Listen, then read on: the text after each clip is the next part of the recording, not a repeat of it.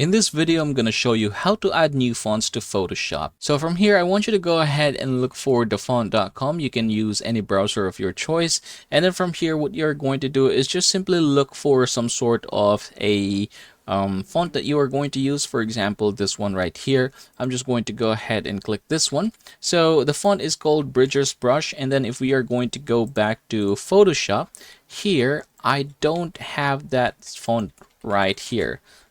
Bridger's Brush, so there's nothing of that sort. So we're going to head over here, and then I'm just going to download this one. All right, save it wherever you want. Go ahead and open it, and here you will usually be able to see two things here. One is going to be a TTF and the other one is going to be an OTF, but basically they are both okay. So from here, go ahead and double click it in order to open it. And then you're going to hit the install button here at the top, just like so. As you can see, the install button is grayed out, meaning it has been installed. So I'm going to close this one and we're going to head over to our Photoshop. Now here, I'm going to tap the font here and we're going to go ahead and look for the Bridger's Brush. So this one right here.